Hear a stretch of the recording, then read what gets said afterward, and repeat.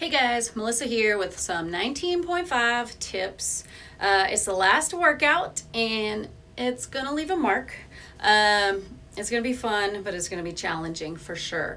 First things first, hands. Make sure you are shaving those calluses, especially if you built any up from 19.4. Get your callus shaver, shave off any of those thick calluses that you have. There's a high potential to rip in this workout, and if it happens early on, it's going to really make the rest of it even more miserable than it might already be.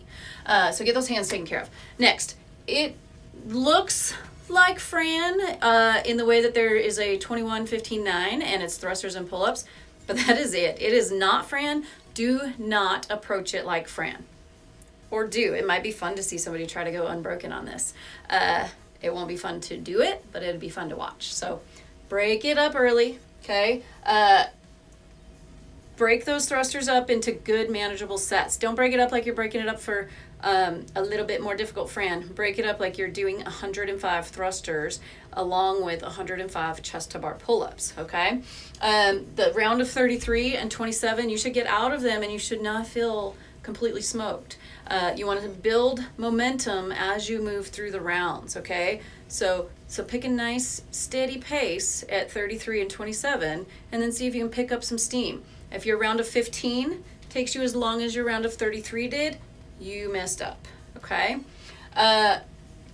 Thrusters, make sure you get a good front rack during that squat. If you can let that bar rest on your shoulders during the squat, it'll relieve your arms of a bit of the work that they might otherwise be doing.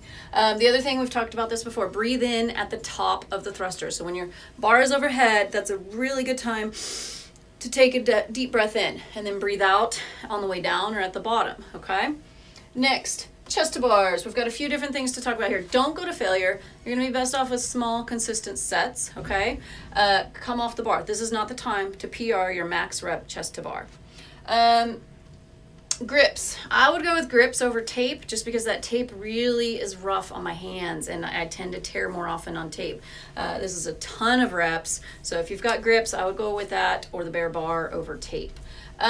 Kipping. If you're doing traditional kipping chest to bar pull-ups, make sure you keep the eyes forward at the top. Sometimes we tend to throw our head back as we're trying to just get our chest to touch the bar, but that makes it really difficult to move into that next rep smoothly. So try to keep the eyes forward at the top and then push it back into your arc or your hollow position, swing into your arch, and then back into your next rep, okay?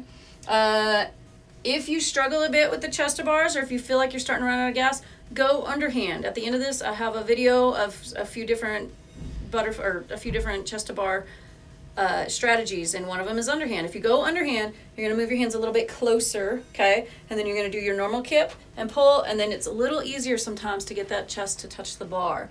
If you're going for butterfly, remember to stay tight and really work that hollow arch position, that transition, okay? Try not to just flop around. Mats or boxes, set something up so you're not jumping really high to the bar, but make sure it's safe and that when you drop off the bar, you're not going to injure yourself. So make sure there's not tons of clutter everywhere, but have something that gets you up to the bar easily. If you're doing the jumping pull-ups, come down fast from that pull-up. Sometimes we jump and then we come down really slow.